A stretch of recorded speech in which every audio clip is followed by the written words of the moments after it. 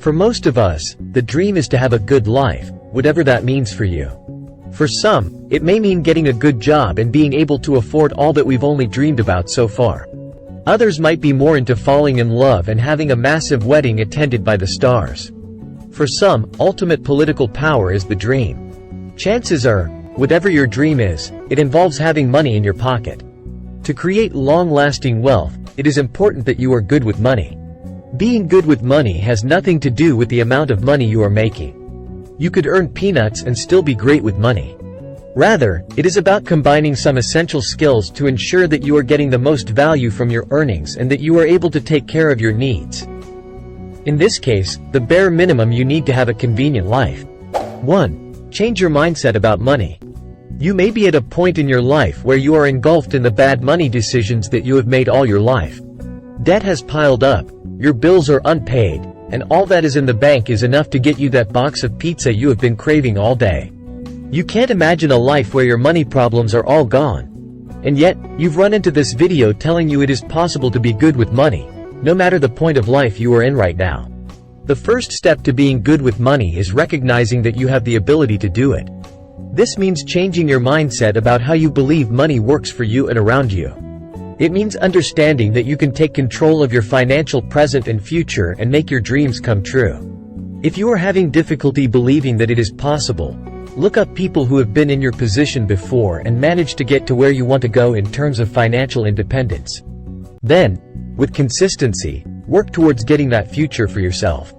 2. Save, save, save. Having a savings account, or several of them, is a very important step when looking to be good with money. In fact, experts recommend that you should have more than one savings account as it creates specific plans for your money. Savings accounts serve several purposes.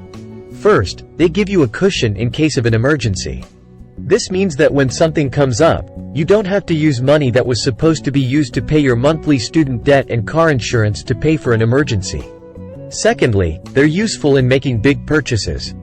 It is recommended that one should save for big purchases rather than using credit cards. Buying a new machine in cash that you have saved over a period of time means that you can actually afford it. Buying one on credit means it is technically not yours until you have paid off the credit and interest accrued. Nowadays, it is possible to have your bank automatically take out a percentage of money from your checking account and deposit it to your savings as soon as your income rolls in. So, if you don't have one, set up a savings account and see your goals turn into reality. 3. Budget for your spending. Budgeting involves identifying your needs for a period, putting a price tag on them, identifying how much you have and whether it will be sufficient to fulfill the needs, adjusting where necessary, and then fulfilling the needs. The first step is identifying what you need. Utility is the rule that applies here. And this means that if anything is not necessarily useful, don't write it down. Alternatively, you can identify all your wants, right down to your dreams of funding the next mission to Mars, and then arrange them in order of what is needed most to what is needed least. For instance, an expensive pair of boots in your list would appear way after groceries and bills. Second, put a price tag on the things you need, or want, for the period of time you are budgeting for and do the total. Then, look at how much you have to spend and make a determination of whether it will be sufficient. If not, remove the least needed items from your list. If it is more than sufficient, you can invest the difference, save it, or buy that pair of red-bottom boots. Budgeting ensures that you live within your means, as you get to indulge in things you want as long as you can afford them. It is advisable to make monthly budgets and stick to them throughout the period. This means that when there are unwarranted purchases or unexpected income, the budget is referred to before any money that wasn't meant to be spent gets drained. Most importantly, don't forget to budget for fun money. Otherwise, you'll end up tearing into your budget on a whim. After all, you are only human. 4.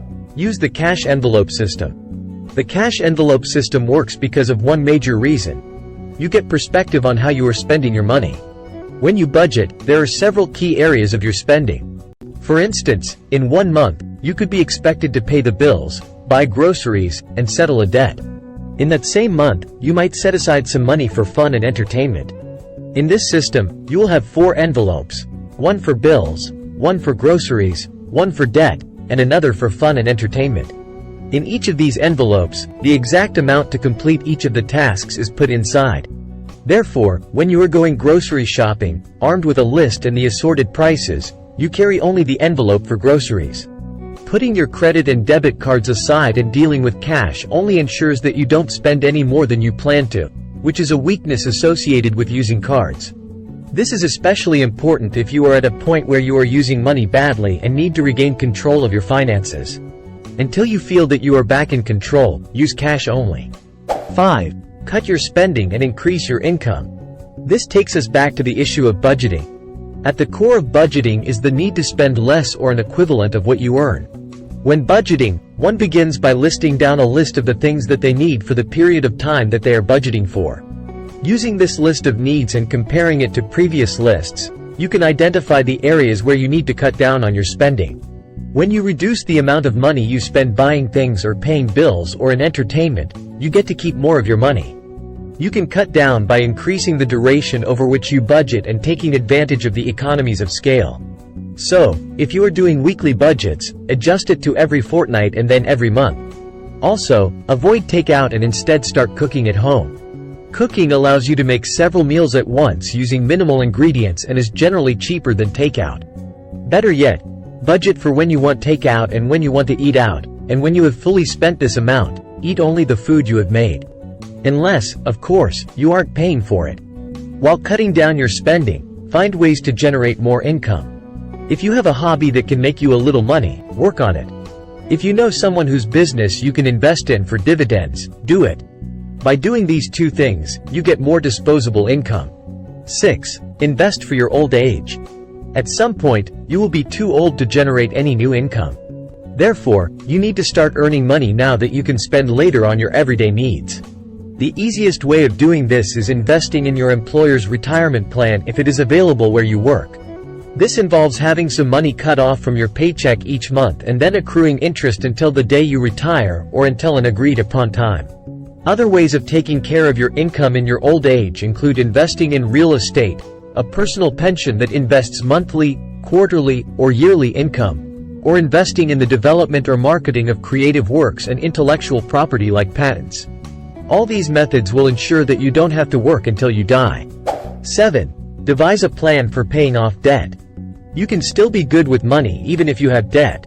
All debts are not necessarily bad. For instance, you may be required to take a car loan if there is a problem with public transportation where you live. Or, your student loans from back in college may still be haunting you. While debt itself is not bad, paying it off aimlessly may take you into an even worse financial muddle. For example, it is inadvisable for you to use all your income to pay off your debt, even if doing so will leave you debt-free. Do you know why? Because chances are that you will get into more debt to be able to provide for yourself since you used all your disposable income to get out of it in the first place. It is therefore paramount that you make a financial plan to pay off all your debts. You can start by listing down everything you owe and identifying the accruing interest rates if there are any. You can then make a plan over several years on how you intend to pay off the debt, taking into account your expenses and your income. In a situation where the debt is accruing both interest and default payments, talk to your financial provider and come up with a plan that will not debilitate you financially. 8. Ensure that you get value. There are two ways to get value: by ensuring that you don't just go cheap and by ensuring that your investments will result in acceptable returns. Cheap is expensive.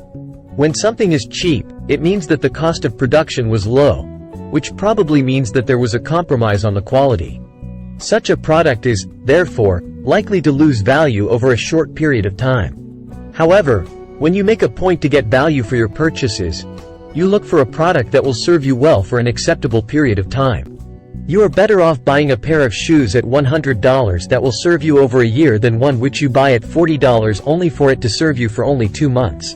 Getting value for your investment involves making a determination that the money you are giving up will have an acceptable amount of returns. This means avoiding putting your money into investments that look too good to be true or are not worth the value they claim to have. When you get the best prices for your purchases and investments, you are on your way to becoming good with money. 9. Deal with the money issue that bugs you most. At any point in time, you may have a small issue related to money that bugs you. For example, a small service charge from the bank could be bothering you. Such a small issue could be a weight that you carry around and might seem more challenging than it really is. So, what do? Deal with it. You would be surprised at how much money you can save, or how much more you can earn, by simply dealing with a small issue that bugs you. For instance, dealing with an unnecessary service charge means that you will be able to keep more of your money. If you are doing at least 50% of the things we just mentioned, you are well on your way to being good with money. Maybe even funding the next mission to Mars. Thank you all so much for watching.